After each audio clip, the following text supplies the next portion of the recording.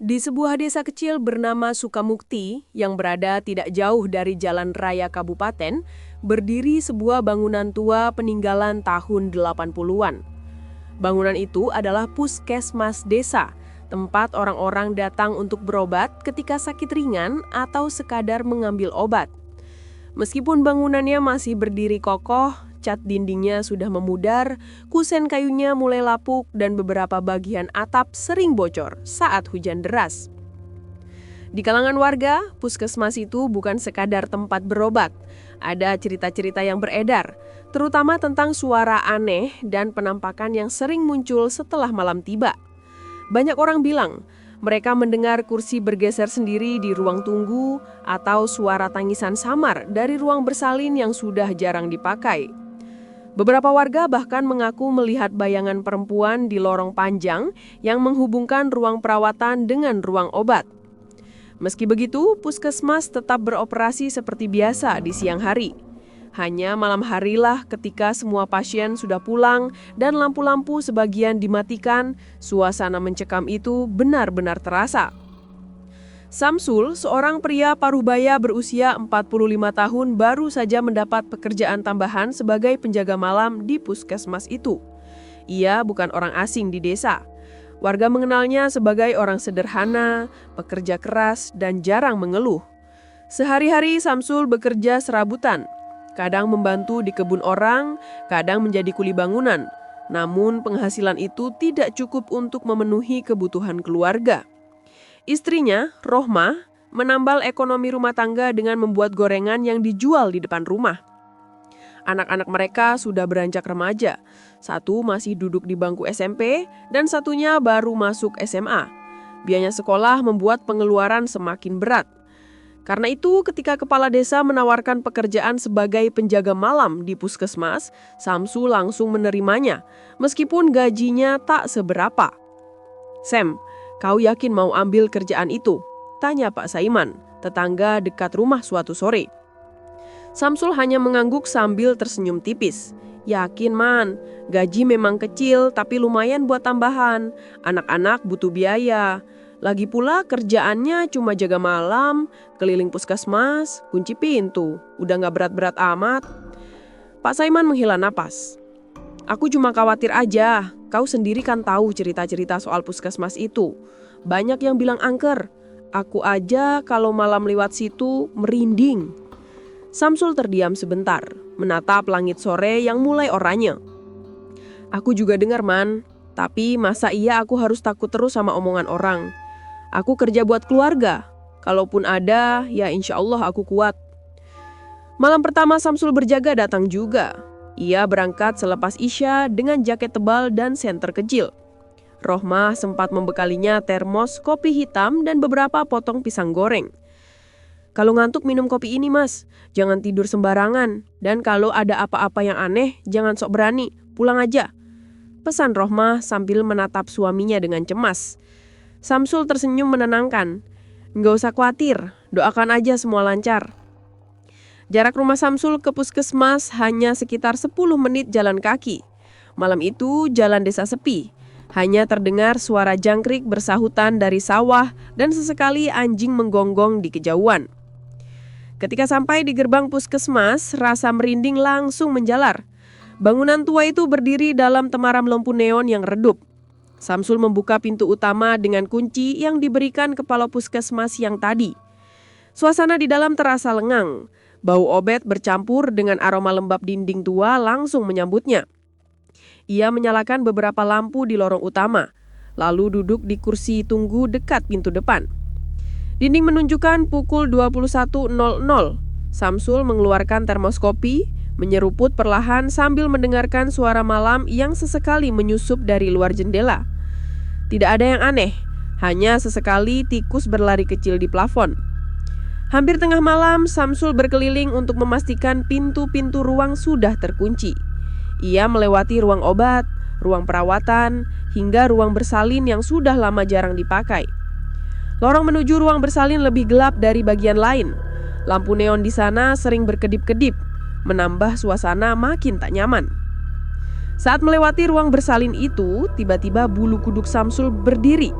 Entah mengapa hawa dingin seperti menyergap. Ia berhenti sejenak, menyorotkan senter ke dalam ruangan. Kosong, tidak ada apa-apa. Hanya ranjang tua dengan sprei kusam yang sudah digulung. Samsul menarik napas dalam-dalam, mencoba menepis perasaan tak enak. Mungkin cuma perasaanku aja, namanya juga baru pertama kali jaga di sini, gumamnya. Ia melanjutkan langkah, kembali ke kursinya di ruang tunggu. Sampai pagi tidak ada gangguan berarti. Malam pertama terlewati dengan aman meski rasa merinding tetap mengikuti. Keesokan harinya ketika Samsul sedang duduk di beranda rumah sambil minum teh, Rohmah bertanya, "Mas, gimana semalam?" Ia senyum. "Alhamdulillah biasa aja, nggak ada yang aneh-aneh. Cuma rasanya hawanya dingin banget di lorong belakang. Tapi ya sudah, namanya juga bangunan tua." Rohmah mengangguk, meski wajahnya belum sepenuhnya lega. "Aku tetap khawatir, Mas. Jangan terlalu dipaksakan kalau ada yang nggak beres." Hari-hari berikutnya, Samsul tetap berangkat malam dengan rutinitas yang sama. Duduk, berkeliling, minum kopi, kadang ngobrol singkat dengan petugas jaga siang yang pulang larut. Semua terasa biasa.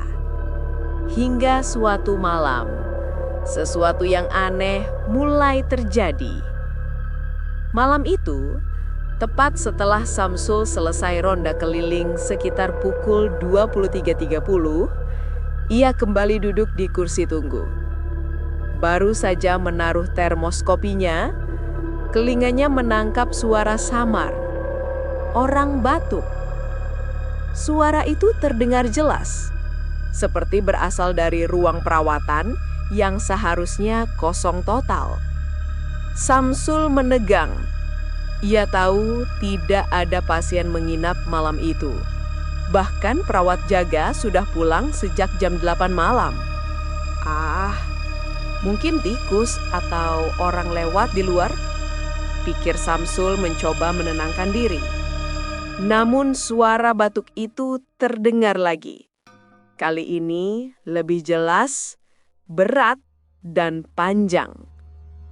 Samsul berdiri perlahan, mengambil senter, lalu melangkah ke arah lorong. Jantungnya berdetak kencang. Pintu ruang perawatan sedikit terbuka. Dengan tangan gemetar, ia menyorot ke dalam. Kosong. Tidak ada siapapun di sana. Samsul menelan ludah, menutup pintu rapat-rapat. Ia kembali ke kursinya dengan perasaan campur aduk. Malam itu, ia tidak bisa lagi duduk tenang. Itulah awal dari gangguan yang perlahan-lahan mulai menghantui malam-malam Samsul di puskesmas tua itu. Sesuatu yang belum ia pahami, tapi jelas bukan sekadar hembusan angin atau suara tikus. Malam-malam berikutnya terasa semakin berat bagi Samsul. Ia masih berusaha menganggap semua yang terjadi hanya perasaan atau kebetulan. Namun setiap kali malam tiba, rasa merinding itu selalu kembali. Seolah puskesmas tua itu menyimpan sesuatu yang ingin menampakkan diri. Pada malam keempat, kejadian lebih jelas terjadi. Sekitar pukul 23.00, ketika Samsul baru saja selesai memeriksa kunci pintu ruang obat, ia kembali ke kursi tunggu depan. Ia baru duduk sebentar ketika terdengar suara gesekan kursi dari arah lorong tengah. Suara itu khas, seperti kaki kursi kayu yang digeser pelan di lantai keramik tua. Samsul terdiam. Kursi-kursi di ruang tunggu sudah ia rapikan sejak awal. Tidak ada siapapun lagi di dalam gedung selain dirinya.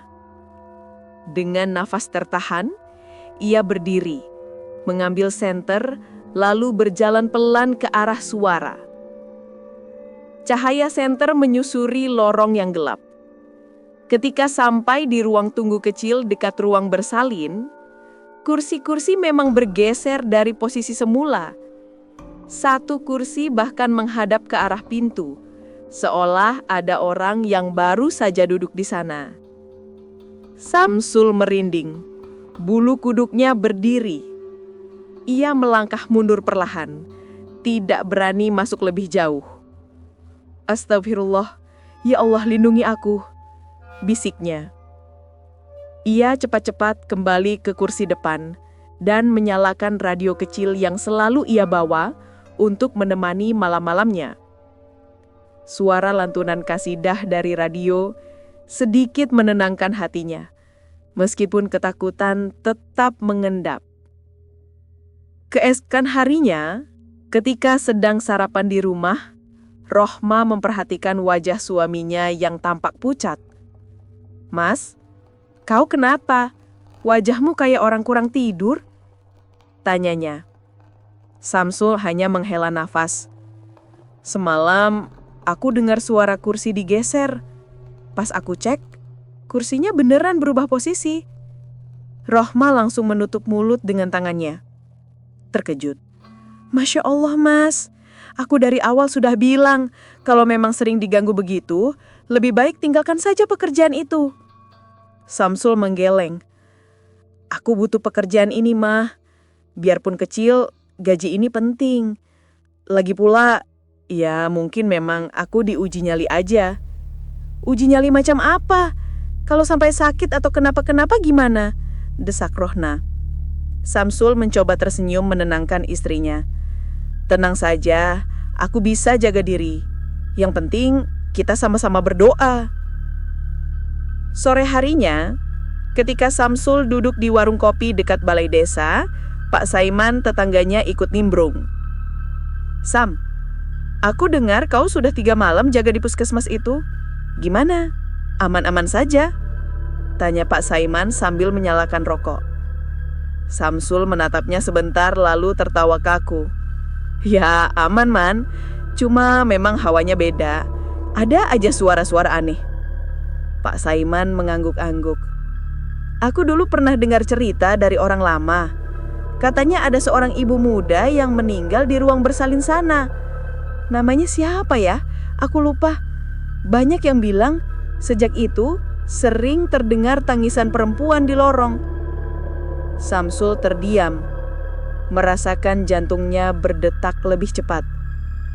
Ia tidak berkomentar, hanya meneguk kopi panas di depannya. Dalam hatinya, rasa penasaran bercampur takut mulai tumbuh. Malam berikutnya, sekitar pukul 01.00 dini hari, Samsul sedang duduk sambil menulis absen jaga. Angin malam masuk dari celah jendela, membuat lampu neon di lorong berkedip-kedip. Tiba-tiba, dari sudut matanya, ia melihat sesuatu bergerak di ujung lorong. Bayangan hitam samar menyerupai sosok perempuan. Tidak jelas, hanya sekilas, namun cukup membuat Samsul kaku di tempat. Bayangan itu berdiri mematung, lalu menghilang secepat ia muncul. Samsul memejamkan mata, mencoba menenangkan diri, tapi detak jantungnya semakin tak karuan. Ia mencoba membaca doa-doa pendek, lalu memberanikan diri melangkah ke arah lorong. Lorong itu kosong, tidak ada siapapun. Hanya bunyi kipas angin tua yang berdecit di sudut ruangan. Namun, ketika ia hendak berbalik, tiba-tiba tercium aroma bunga Kamboja yang sangat kuat. Padahal tidak ada bunga sama sekali di sekitar situ. Bau itu semakin pekat, menusuk hidung, membuat bulu kuduknya berdiri lebih tinggi. "Ya Allah," Samsul bergumam lirih. Ia segera kembali ke kursinya. Tangan gemetar saat menyalakan radio. Malam itu ia tidak bisa tidur barang sekejap pun. Kejadian-kejadian aneh itu mulai membuatnya goyah. Ia memang butuh pekerjaan ini, tapi rasa takutnya semakin nyata. Apalagi ketika keesokan harinya saat ia sedang duduk di beranda rumah, seorang tetangga perempuan lewat dan tanpa sengaja berkata, "Sam, kau kerja di puskesmas ya? Hati-hati ya, aku dulu pernah jaga keluargaku di sana. Malam-malam aku dengar suara orang batuk, padahal semua pasien tidur. Katanya, suara itu sering muncul dari ruang kosong. Samsul terperangah. Suara batuk. Iya, itu suara pertama yang ia dengar beberapa malam lalu. Ternyata bukan hanya ia yang mengalaminya. Malam semakin malam, gangguan pun semakin sering. Kadang suara kursi digeser, kadang suara langkah kaki di lorong, padahal jelas-jelas ia sendirian. Dan aroma Kamboja itu makin lama makin sering muncul, seolah menjadi tanda kemunculan sesuatu. Sampai akhirnya, suatu malam, Samsu mendengar suara lirih yang membuat tubuhnya gemetar. Samsu. Suara itu pelan, samar, tapi jelas menyebut namanya. Ia berdiri terguncang, menoleh ke segala arah. Tidak ada siapapun. Suara itu seperti berasal dari lorong belakang, dekat ruang bersalin. Untuk pertama kalinya Samsul merasakan ketakutan yang benar-benar menekan dadanya. Bukan lagi sekedar suara aneh. Ada sesuatu di sana. Sesuatu yang mengenalnya dan memanggil namanya. Mbak Wati. Malam-malam Samsul di puskesmas semakin terasa berat. Setiap kali hendak berangkat, Rohma selalu menatapnya dengan wajah cemas. Bahkan beberapa kali memintanya berhenti. Namun Samsul tetap berangkat, menahan rasa takut demi kebutuhan keluarga. Suara kursi digeser, suara batuk, hingga aroma bunga Kamboja, semuanya makin sering muncul. Dan suara lirih yang memanggil namanya beberapa malam lalu benar-benar membuatnya resah. Bagaimana mungkin sesuatu yang tak terlihat bisa mengenali namanya? Suatu sore Samsul duduk di beranda rumah sambil menatap jalan desa. Rohma sedang menjemur pakaian, sementara anak-anak mengerjakan PR di ruang tamu. Angin sore bertiup pelan. Tiba-tiba, Samsul teringat sesuatu. Suara lirih yang memanggil namanya malam itu terdengar seperti suara perempuan. Suara yang samar, namun entah kenapa terasa akrab, seolah berasal dari seseorang yang pernah ia kenal. Pikirannya kemudian melayang ke beberapa tahun lalu. Ada seorang tetangga bernama Mbak Wati.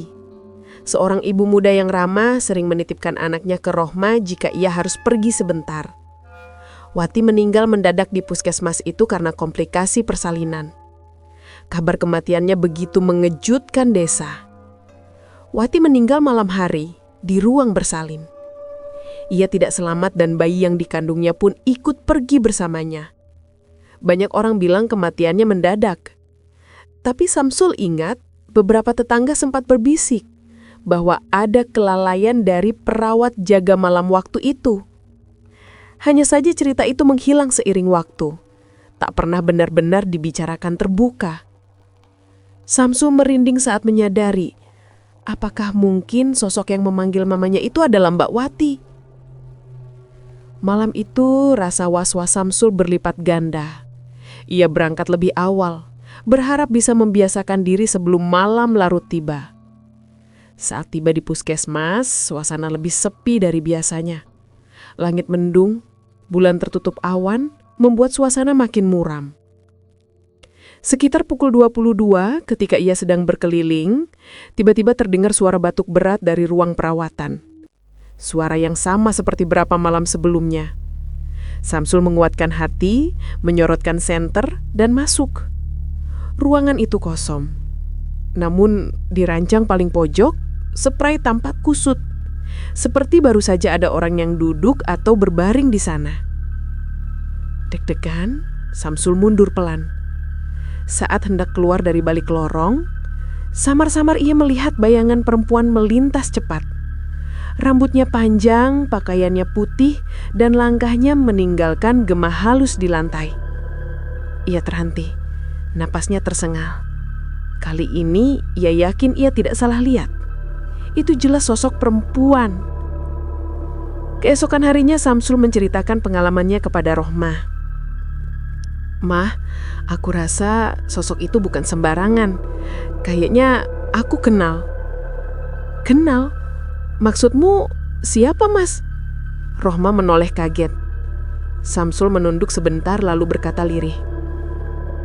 Aku ingat suaranya, bayangannya mirip Mbak Wati. Rohma tertenggung, wajahnya langsung berubah pucat. Astagfirullah, Mas, jangan main-main. Mbak Wati kan sudah meninggal waktu melahirkan dulu. Aku tahu, tapi justru itu, ia meninggal di puskesmas itu, malam hari di ruang bersalin yang sekarang sering aku lewati. Rohma terdiam lama, menunduk lalu berbisik. Aku masih ingat malam itu. Aku sempat diminta menunggu anaknya di rumah. Kasihan, dia pergi mendadak.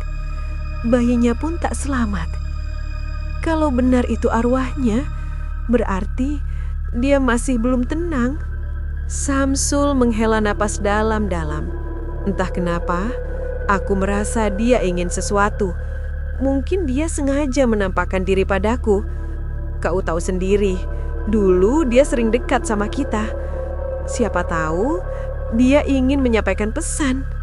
Rohma memandang suaminya penuh cemas. Mas, jangan sok berani. Kalau memang dia gentayangan, itu bukan main-main. Bisa jadi dia marah atau ingin menakut-nakuti. Samsul mengangguk pelan. Aku paham, Ma. Tapi aku juga gak bisa pura-pura gak tahu. Kalau dia butuh sesuatu, mungkin aku harus dengarkan. Biar bagaimanapun, dia dulu tetangga kita. Beberapa hari kemudian, Samsul kembali berbincang dengan Pak Saiman di warung kopi. Obrolan santai berlanjut ke cerita-cerita lama. Saat itu, Samsul memberanikan diri bertanya. Man, kau inget gak tentang Wati yang meninggal di puskesmas waktu melahirkan? Pak Saiman menghela napas panjang. Tentu aku ingat, waktu itu heboh sekali. Banyak yang bilang kematiannya agak janggal. Ada kabar kalau perawat jaga malam kurang sigap. Katanya Wati sudah kesakitan lama, tapi ditangani terlambat. Ya entahlah Sam, cerita orang kan macem-macem. Tapi memang setelah itu, banyak yang takut kalau harus rawat inap di sana malam-malam. Samsul menatap kosong ke cangkir kopinya. Semakin jelas sudah, arwah itu bukan sekadar hantu gentayangan. Ada cerita yang tertinggal, ada luka yang belum selesai. Malam-malam berikutnya, kehadiran sosok itu makin terasa nyata. Kadang, ia muncul hanya sebagai bayangan di lorong. Kadang, Samsul mendengar suara perempuan menangis pelan, begitu pilu, seolah menahan sakit. Aroma Kamboja selalu mengikuti, menjadi tanda yang tak pernah salah. Suatu malam, ketika listrik padam sebentar karena hujan deras, Samsul menyalakan senter dan berjalan ke ruang tunggu. Di sana, untuk pertama kalinya ia melihat sosok itu jelas. Seorang perempuan duduk di kursi tunggu. Wajahnya pucat pasi, rambutnya terurai dan bajunya berlumuran darah di bagian perut. Sosok itu menunduk, bahunya berguncang, seperti sedang menangis. Samsul terhenti. Seluruh tubuhnya kaku, suaranya tercekat. Tapi akhirnya ia memberanikan diri bersuara. Wati, itu engkau? Perempuan itu mendongak perlahan. Matanya kosong, penuh kesedihan. Namun di balik itu ada pengakuan diam-diam. Ia memang Wati. Malam itu menjadi titik balik bagi Samsul. Sosok perempuan pucat yang duduk di kursi tunggu itu bukan lagi bayangan samar, melainkan tampak nyata. Dengan wajah pucat, rambut panjang kusut, dan baju putih berlumuran darah di bagian perut. Samsul berdiri kaku. Jantungnya berdegup seperti ingin pecah. Ia ingin lari, tapi kakinya seolah tertanam di lantai.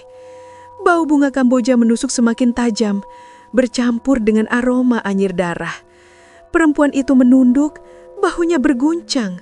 Suara tangis lirih terdengar pelan, tapi menusuk hati. Samsul mengumpulkan keberanian. Suaranya gemetar. Wati, kalau benar kau, apa yang kau inginkan? Sosok itu mendongak. Wajahnya pucat, matanya kosong, namun bibirnya bergerak. Suara lirih keluar, nyaris seperti bisikan.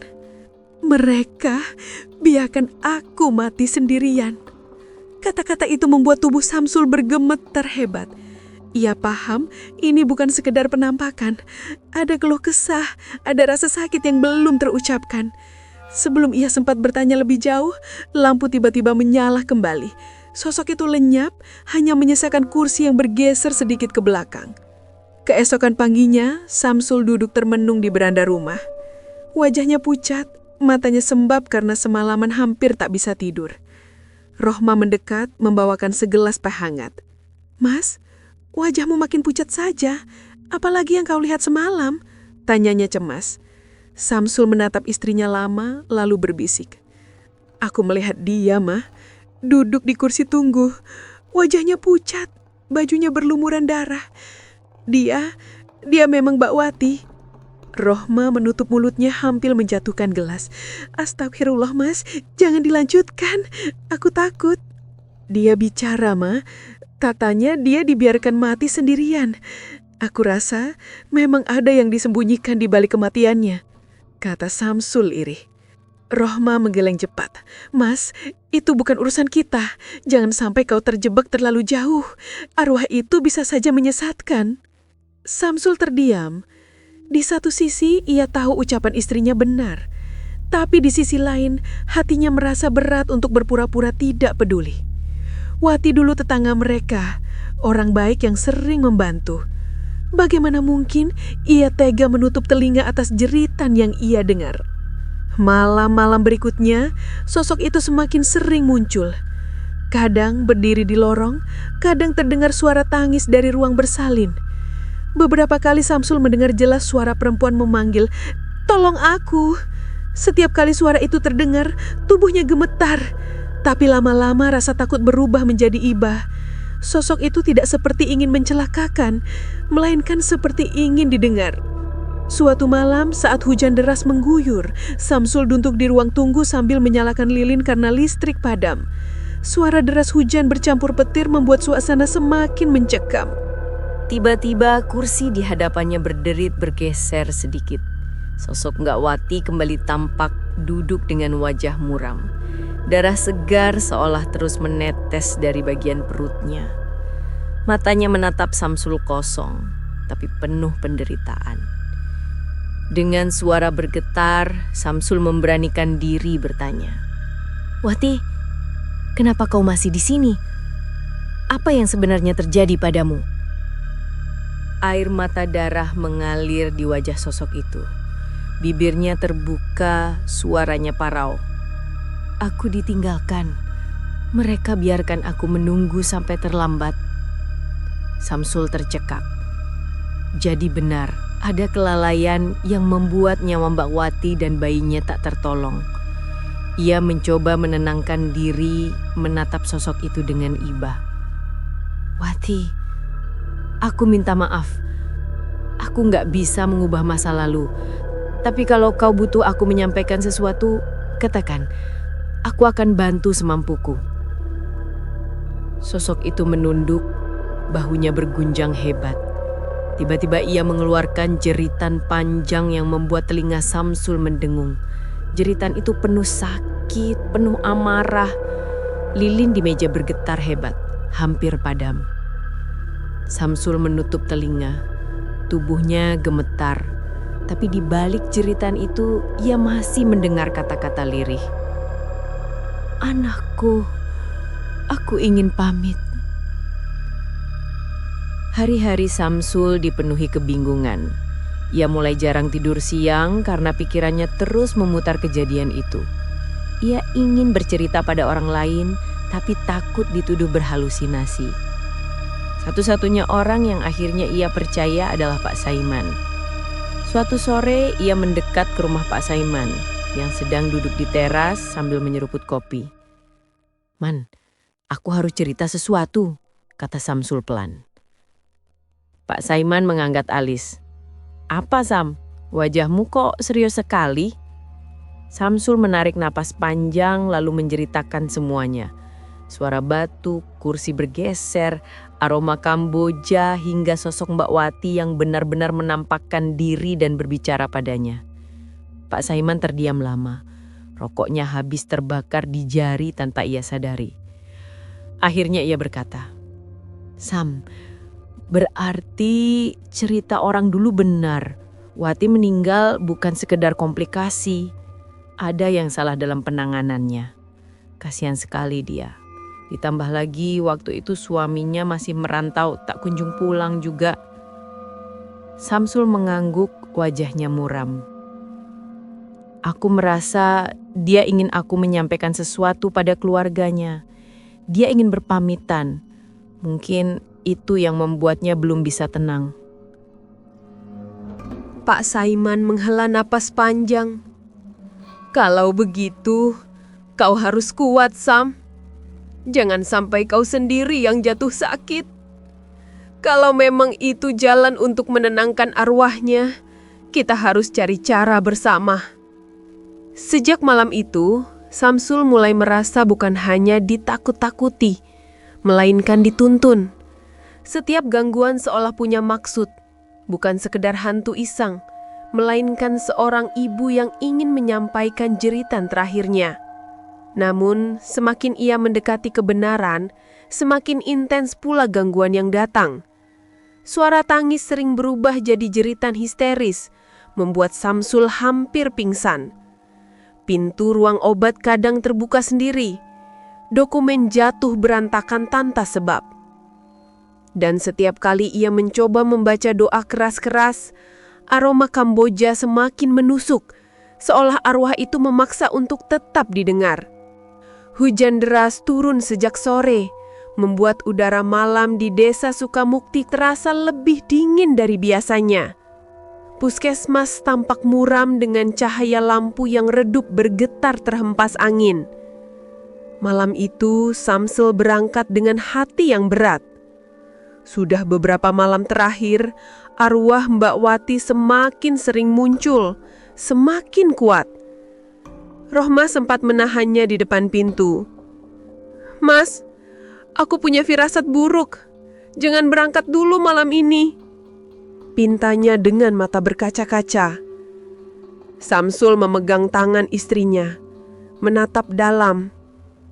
"Mah, justru aku harus berangkat. Aku rasa malam ini akan jadi penentuan. Kalau aku terus menghindar, arwah nggak akan pernah tenang." Rohma menunduk, air matanya menetes. "Kalau begitu, hati-hati Mas, ingat doa." Pukul 22.00, Samsul sudah duduk di ruang tunggu puskesmas. Di luar, suara hujan menimpa genting bersahutan dengan deru angin. Lampu neon di lorong berkedip-kedip menambah rasa was-was. Sekitar pukul 23.30, tiba-tiba listrik padam. Seluruh gedung tenggelam dalam gelap. Hanya suara hujan dan petir yang mendominasi. Samsul buru-buru menyalakan senter, tapi cahayanya terasa kecil, tak mampu mengusir kegelapan di lorong panjang. Dan saat itulah suara itu terdengar. "Samsul." Suara lirih panjang memanggil namanya. Samsul terdiam. Napasnya tercekak. Suara itu datang dari arah ruang bersalin. Bau Kamboja menyeruak kuat, bercampur aroma anyir darah. Dengan langkah berat, ia berjalan ke lorong belakang. Senter di tangannya bergetar. Setiap langkah menimbulkan gema, seolah lorong itu tak berujung. Ketika sampai di depan ruang bersalin, pintu yang semula tertutup rapat kini terbuka sedikit. Dari dalam terlihat cahaya redup seperti sinar lilin. Samsul menelan ludah, lalu mendorong pintu perlahan.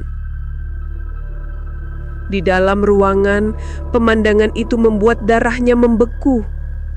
Mbak Wati duduk di ranjang persalinan tua. Wajahnya pucat pasi. Rambutnya berantakan menutupi sebagian muka.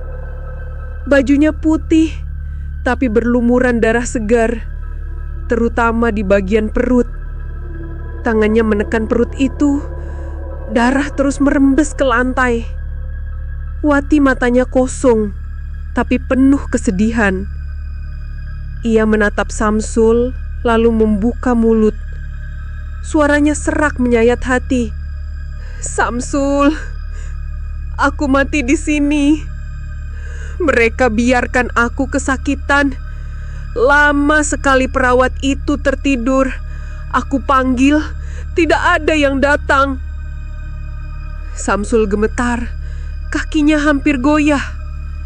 Tapi ia mencoba tegar, menatap sosok itu dengan iba. "Wati, aku dengar, aku percaya. Tapi kenapa kau masih di sini?" Wati menunduk, bahunya berguncang. Tangisnya berubah jadi jeritan panjang, membuat kaca jendela bergetar. Lilin-lilin di ruangan padam satu persatu. Hanya wajah pucatnya yang tampak samar, diterangi kilat dari luar jendela. "Aku ditinggalkan. Anakku mati. Aku sendirian," teriaknya parau. Samsul hampir kehilangan akal. Jantungnya berdetak tak karuan. Keringat dingin mengucur deras. Tapi ia memberanikan diri melangkah mendekati. "Wati, aku tahu kau sakit hati. Aku tahu kau meninggal dengan penuh penyesalan. Tapi jangan terus begini. Kau hanya akan makin tersiksa. Kalau kau ingin aku menyampaikan pesan, katakan. Aku janji akan bantu." Sosok mendongak perlahan. Mata kosongnya berkaca-kaca. Air mata bercampur darah menetes di pipi pucatnya. Dengan suara gemetar, ia berbisik, "Sampaikan pada keluargaku. Aku minta maaf. Aku tak sempat pamit. Aku ingin mereka tahu aku sayang. Dan aku ingin tenang." Samsul menutup mulutnya, menahan isak. Hatinya perih mendengar jeritan dari seorang ibu yang meninggal tanpa sempat berpamitan. "Aku janji, Wi, aku akan sampaikan. Aku akan bantu kau tenang," jawab Samsul dengan suara serak. Namun, tiba-tiba sosok kembali berubah. Wajahnya meringis, matanya melotot. Darah makin deras mengalir dari perutnya. Ia menjerit histeris, suara yang memekakkan telinga. "Aku sakit, aku mati sia-sia." Suara itu membuat ruangan bergetar, ranjang persalinan berguncang, alat-alat tua jatuh berantakan. Angin dingin menyapu masuk, membuat senter Samsul padam. Samsul terjatuh, tubuhnya lemas. Namun ia berusaha tetap sadar. Dengan suara keras, ia berteriak sambil menutup telinga. "Wati, kau harus ikhlas. Kalau kau terus marah, kau gak akan pernah bertemu anakmu. Jangan biarkan sakit itu mengikatmu di sini." Suara jeritan berhenti mendadak. Ruangan sunyi. Hanya hujan di luar yang terdengar. Perlahan, wajah Wati berubah. Tangisnya mereda. Ekspresinya menjadi sendu. Ia menunduk, lalu berkata pelan, "Kalau begitu, tolonglah aku. Doakan aku." Kilatan petir menerangi ruangan. Untuk pertama kalinya, wajah Wati tampak damai. Meski masih pucat, ia menatap Samsul dengan tatapan penuh harap. Lalu perlahan, tubuhnya memudar, hilang bersama aroma Kamboja yang ikut sirna. Samsul terduduk di lantai. Tubuhnya lemas. Air matanya jatuh tanpa bisa ia tahan. Ia baru saja melewati malam paling menegangkan dalam hidupnya. Tahlilan dan perpisahan terakhir. Setelah malam mencekam itu, Samsul pulang ke rumah dengan tubuh lemas. Bajunya basah kuyup oleh keringat dan sisa hujan. Wajahnya pucat, matanya sayu. Tapi ada sedikit kelegaan di hatinya. Rohmah yang sejak malam menunggu di teras langsung menghampiri. "Mas, ya Allah, wajahmu pucat sekali. Ada apa?" Ia menuntun Samsul masuk, menyodorkan segelas air hangat. Samsul diam cukup lama, menatap lantai. Baru setelah nafasnya lebih tenang, ia mulai bercerita tentang bagaimana sosok muncul jelas, tentang jeritan kesakitannya, hingga permintaan terakhir yang harus ia sampaikan pada keluarganya. Rohmah tertegun, kedua tangannya menutup mulut, air matanya mengalir deras. "Masya Allah, kasihan sekali Mbak Wati." Samsul mengangguk. "Aku janji padanya, kalau aku ingkar, dia gak akan tenang. Kita harus segera menemui keluarganya." Keesokan harinya, setelah subuh, Samsul dan Rohmah berjalan menuju rumah almarhumah Wati. Rumah itu berada di ujung desa, berdampingan dengan kebun bambu yang rimbun. Sejak Wati meninggal, rumah itu hanya dihuni ibunya yang sudah renta dan kakaknya Bu Nur yang kini juga mengasuh anak pertama Wati. Bu Nur kaget melihat kedatangan Samsul dan istrinya pagi-pagi. "Loh, Pak Samsul, Bu Rohmah, ada apa pagi-pagi ke sini?" Samsul menunduk hormat. "Maaf Bu, saya datang membawa pesan dari Wati." Wajah Bu Nur seketika pucat. Ia menoleh ke ibunya yang duduk di kursi bambu menatap kosong. "Pesan dari Wati?" tanyanya lirih.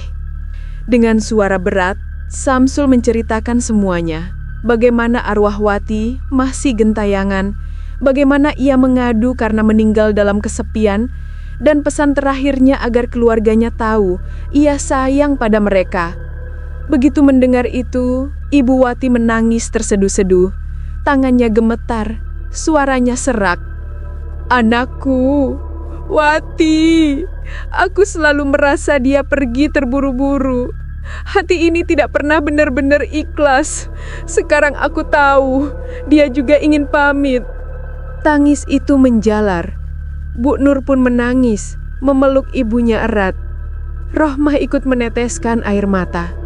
Suasana terasa begitu haru. Beberapa hari kemudian, atas usulan Samsul, diadakan tahlilan khusus untuk almarhumah Wati. Samsul mengetuk pintu-pintu tetangga, menjelaskan maksudnya. Pak Saiman yang awalnya skeptis, kini justru menjadi yang paling bersemangat membantu. Kalau memang itu bisa bikin arwahnya tenang, ya kita harus ikut bantu.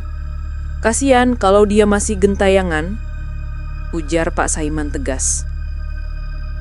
Malam itu, ruang tamu rumah Bu Nur dipenuhi warga desa. Lantunan doa dan ayat suci yang dipimpin kiai desa menggema, menembus keheningan malam. Suasana yang dulu mencekam, kini berganti dengan ketenangan. Hati Samsul bergetar setiap kali menyebut nama Wati dalam doa. Ia merasa beban yang sempat menekannya perlahan-lahan terangkat. Beberapa malam setelah tahlilan, suasana puskesmas berubah. Gangguan yang dulu sering muncul, suara kursi digeser, pintu terbuka sendiri, aroma Kamboja, semua hilang. Ruang perawatan kini hanya sunyi. Lorong tak lagi terasa menekan. Samsul bahkan sempat duduk sendirian di ruang tunggu hingga dini hari tanpa gangguan apapun. Hatinya tenang. Meski bayangan peristiwa malam itu masih lekat, namun ada satu kejadian terakhir yang membuat bulu kuduknya merinding sekaligus haru. Pada malam Jumat setelah tahlilan, Samsul kembali berjaga.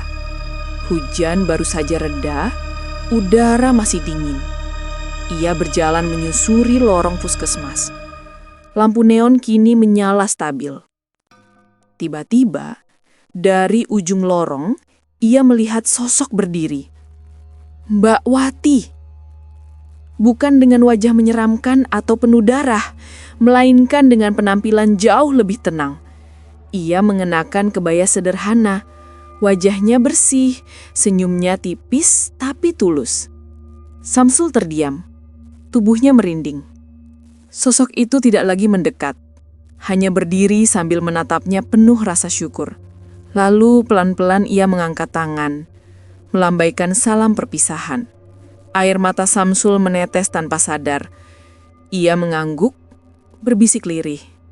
"Tenanglah, semoga bahagia di sana." Beberapa detik kemudian, sosok itu memudar, lenyap bersama hembusan angin malam. Sejak saat itu, puskesmas tua di Sukamukti tak lagi dianggap angker. Warga desa merasa lega, dan Samsul menjadi sosok yang disegani karena keberaniannya menghadapi misi tersebut. Namun bagi Samsul sendiri, pengalaman itu bukan tentang keberanian semata. Lebih dari itu, ia belajar bahwa kematian bukan akhir dari cerita manusia. Kadang ada yang tertinggal menunggu doa dan pengingat dari orang-orang yang masih hidup. Dan di setiap malam ia berjaga, selalu membawa seutas doa dalam hati untuk arwah, untuk semua yang pernah pergi agar mereka mendapat tempat terbaik di sisinya.